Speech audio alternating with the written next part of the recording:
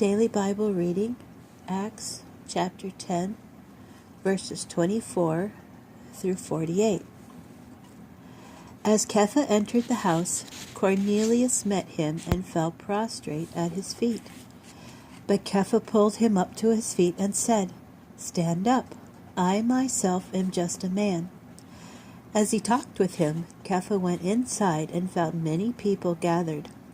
He said to them, "You are well aware that for a man who is a Jew to have close association with someone who belongs to another people, or to come and visit him, is something that just isn't done. But God has shown me not to call any person common or unclean. So when I was summoned, I came without raising any questions. Tell me, then, why did you send for me?" Cornelius answered, 3 days ago around this time, I was at Mincha prayers in my house, when suddenly a man in shining clothes stood in front of me and said, "God has heard your prayer and remembered your acts of charity. Now send to Yaffo and ask for Shimon, known as Kepha. He is staying in the house of Shimon, a leather tanner, by the sea. So I sent for you immediately, and you have been kind enough to come. Now all of us are here in the presence of God to hear everything the Lord has ordered you to say." Then Kepha addressed them, "I now understand that God does not play favorites, but that whoever fears him and does what is right is acceptable to him, no matter what people he belongs to. Here is the message that he sent to the sons of Israel, announcing Shalom through Yeshua the Messiah, who is Lord of everything.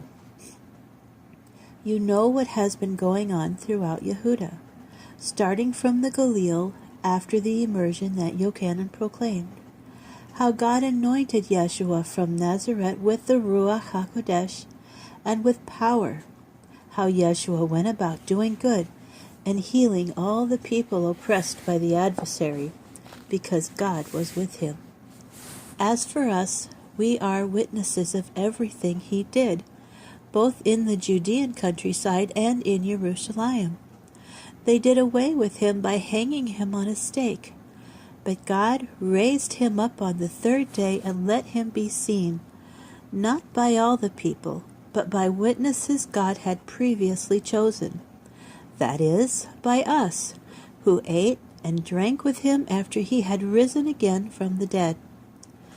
Then he commanded us to proclaim and attest to the Jewish people that this man has been appointed by God to judge the living and the dead.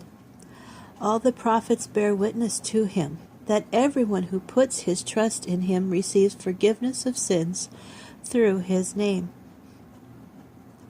Kepha was still saying these things when the Ruach HaKodesh fell on all who were hearing the message.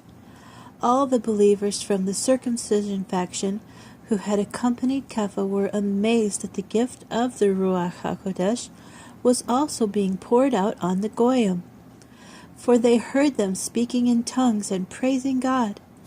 Kepha's response was, "Is anyone prepared to prohibit these people from being immersed in water?